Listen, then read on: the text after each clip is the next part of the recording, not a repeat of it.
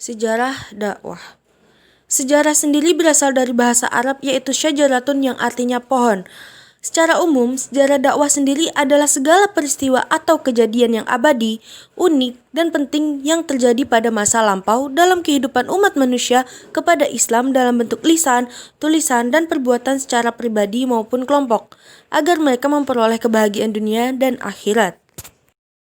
Awal mulanya, dakwah yang dilakukan oleh Nabi dan Rasul ditentang dan tidak disetujui oleh masyarakat yang ada di Mekah pada zaman itu. Beberapa ciri-ciri dakwah sebelum Nabi Muhammad SAW. Yang pertama, mengajak untuk mentauhidkan Allah Subhanahu wa taala.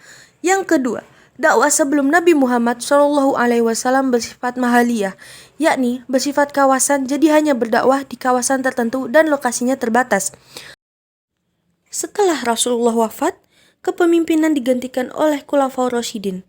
Mereka ditunjuk secara musyawarah mufakat, secara demokratis, dan di masa kepemimpinan Khulafaur Rasyidin terdapat beberapa kemajuan. Salah satunya memperluas wilayah kekuasaan dan juga mengembangkan pemikiran keislamannya. Dakwah di masa Bani Umayyah. Di masa Bani Umayyah terjadi perubahan masa kepemimpinan.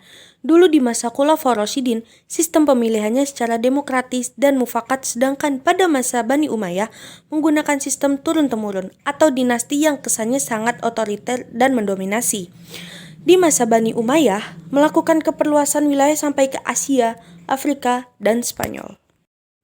Setelah dipimpin oleh Bani Umayyah, diganti dengan dinasti Abbasiyah yang didirikan tahun 132 Hijriah, mengalami masa keemasan saat dipimpin oleh Harun ar-Rasyid, menjadi negara makmur, keamanan terjamin, luas wilayah terbentang berpusat di Baghdad. Di masa ini hampir semua ilmu berkembang sebagai kiblat di zaman modern. Lalu diteruskan oleh Turki Utsmani. Didirikan oleh bangsa Turki dari kabilah Oghuz, tokohnya adalah Utsman bin Eritoglu. Turki Utsmani ini memimpin selama 7 abad dan 38 sultan.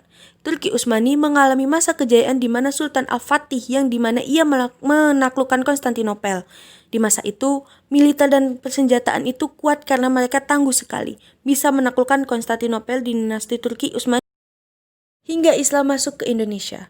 Sebelum adanya Islam, mayoritas warganya masih menganut agama Hindu dan Buddha.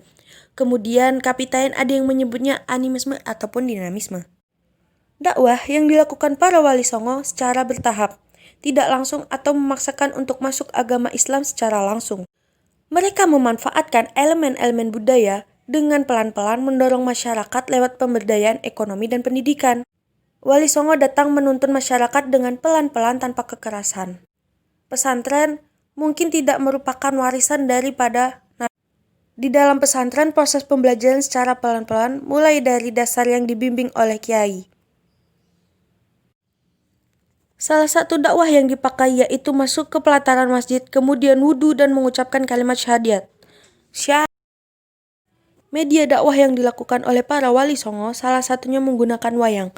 Karena pada waktu itu wayang merupakan pertunjukan yang sangat disukai oleh masyarakat. Di sana salah satu wali songo yaitu Raden Mas Said mempunyai rencana untuk melakukan pertunjukan wayang, akan tetapi isi pertunjukan tersebut diganti dengan kisah-kisah para nabi dan lain-lain.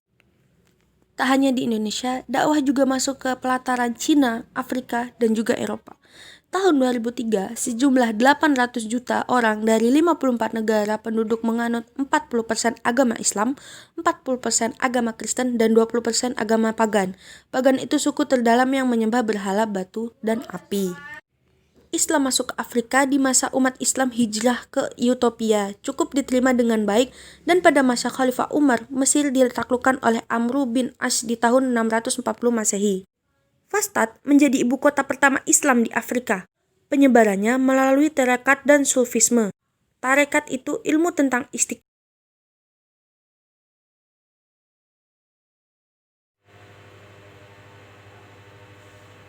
Cukup sekian dari saya, kurang lebihnya saya mohon maaf. Wassalamualaikum warahmatullahi wabarakatuh.